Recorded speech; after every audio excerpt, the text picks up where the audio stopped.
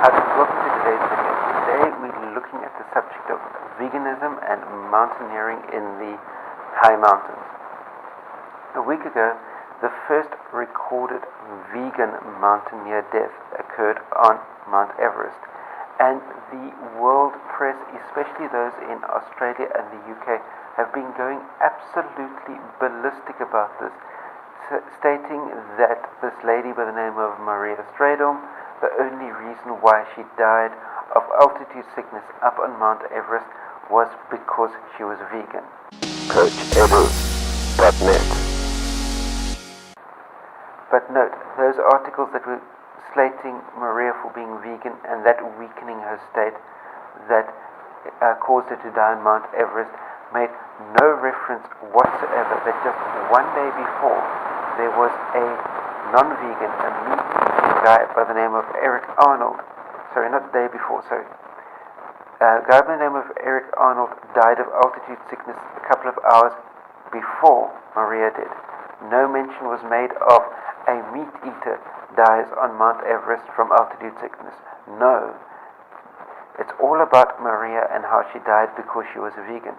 No mention that the day before there was a mountaineer by the name of Kunta Joysha who successfully summited Mount Everest and he's vegan. There's no mention of the fact that vegan mountaineer summited on Mount Everest. No mention of the fact that before Maria Stradom died on Mount Everest, there had already been 280 mountaineers that have died on Mount Everest over the years. And to all intents and purposes, as far as research shows, that all of those 280 had been meat-eating, omnivorous mountaineers. But no mention of the fact that they died on Mount Everest because they were meat-eaters. Oh, no. Maria died because she's vegan. What a load of crap. Maria died on Mount Everest because she'd gotten up to an altitude too quickly for her body to be able to adapt. She got altitude sickness, in all likelihood a combination of a cerebral edema and pulmonary edema, lungs filling up with liquid, brain cavity filling up with liquid, and that caused her to eventually lose consciousness and die. It has nothing to do with the way in which she got her calories, got her energy into her body.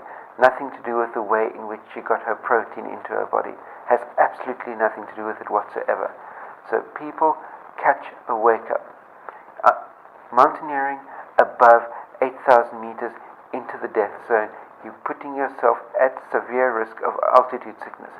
It doesn't matter whether you are a meat eater, whether you're a vegan, the matter remains that if you're not adequately adapted to the altitude, you'll get altitude sickness and you die. End of story. So, condolences to Maria's friends and family on your loss, but seriously, journalists of Australia and the UK, catch a wake up. Maria's veganism had nothing to do with the reason why she succumbed to altitude sickness on Mount Everest.